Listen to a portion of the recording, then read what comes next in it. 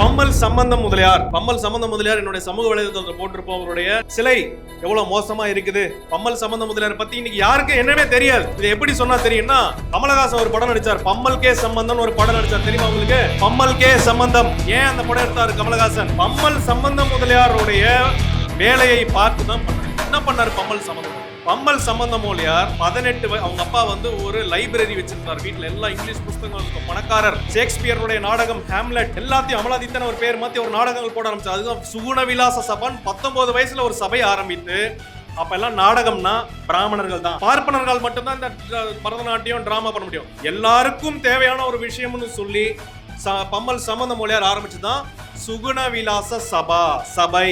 அங்குதான் நாடகத்தை போடுறாங்க. இங்கிலீஷ் நாடகத்தை தமிழ்ல எழுதி தெருக்கூத்துவாயிருந்த நம்ம கலை எல்லாத்தையும் அதை நாகரிக வடிவுபடுத்தி போட்டவர் தான் பம்மல் சம்பந்தம் முதலியார். பத்ம பூஷன் அவார்டு வாங்கினவர். இன்னைக்கு இங்கிலீஷ் படம் பாத்தீங்கன்னா அதுல இன்டர்வலே கிடையாது. தெரியுமா உங்களுக்கு? ஏன்னா 1.5 மணி நேரத்துல முடிஞ்சிடும். ஆனா நம்ம இந்தியாவில எடுக்கிற படங்கள் பாத்தீங்கன்னா 3 மணி நேரம் 4 மணி நேரம் அப்படியே லைனா போயினே இருக்கு. இன்டர்வல் படத்துக்குலாம் எப்படிங்க இன்டர்வல் வந்துச்சு? படம் பார்க்கும்போது எப்படி இன்டர்வல் விடுறான்? பம்மல் சம்பந்தம் முதலியார் என்ன பண்றாரு? நாடகங்கள் அந்த காலத்துல 6 மணி நேரம் 7 மணி நேரம் நடக்கும். சாயந்தரம் 6 மணிக்கு ஆரம்பிச்சா நைட்டு விடிய 12 1 மணி வரைக்கும் நடக்கும். இந்த நாடகத்தை 3 மணி நேரமா சுருக்குப்பா அப்படின்னா சுருக்குனார். அது ஒரு பெரிய ஒரு முயற்சி. அதுக்கப்புறம் மக்கள் நடுவுல இன்டர்வல் போறதுக்கு, ஸ்நாக்ஸ் சாப்பிடுறதுக்கு ஒரு இன்டர்வல் விடலாம், இடைவேளை விடலாம். நிறைய பேர் சொன்னாங்க இடைவேளை விட்டா மக்கள் திரும்ப நாடகத்துக்கு வராம பார்க்காம திரும்ப போயிட்டா என்ன பண்றது? விடுன்னு சொல்லி இன்னைக்கு இந்தியாவில் இருக்கிற எல்லா படத்துக்கும் எப்படி இன்டர்வல் விடுறாங்க?